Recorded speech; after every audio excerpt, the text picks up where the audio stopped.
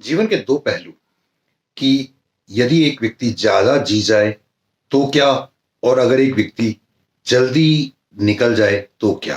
ये दोनों पहलू बेहद संगीन हैं।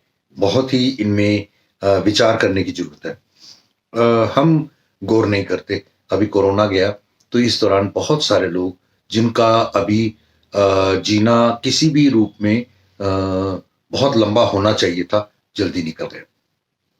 पीछे परिवारों की हालत क्या क्या।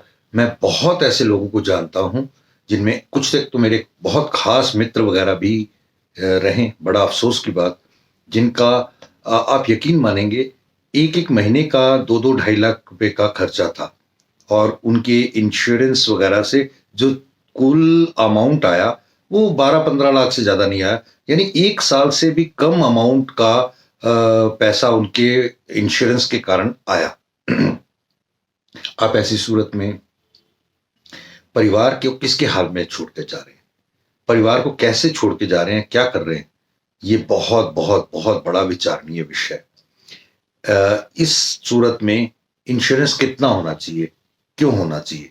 एक सिंपल सिंपल सी टर्म इंश्योरेंस की बात है, वो ये कि यदि एक व्यक्ति सिंपल सा इंश्योरेंस अपनी इनकम का कर लेता है। इनकम का कर लेगा मतलब आज अगर वो 1 लाख रुपए कमा रहा है और उसकी उम्र मान लीजिए एक 25-30 साल का नौजवान है, 30 साल का है, तो 30 साल में 1 lakh multiplied by 12 multiplied by बचे हुए 30 साल, यानी 60 साल तक तो कम से कम कमाएगा। तो अंदाजा करीब करीब उसे 3.5 करोड़ का इंश्योरेंस चाहिए अंदाजा। और अगर ये करवा लेता है, चाहे वो टर्म है चाहे कोई भी है, तो उसके परिवार को वो नुकसान नहीं होगा जो नुकसान उसके अचानक चले जाने से होना चाहिए था। परिवार को फाइनेंशियल कम से कम चोट नहीं पड़ेगी। इमोशनल चोट तो कभी भी भरी नहीं जा सकती। दूसरी बात, यदि एक व्यक्ति ज्यादा जी जाता है तो उसके सूरत में वो कभी भी कैसे भी कोई ना कोई मैनेज करके चीजें कर लेता है।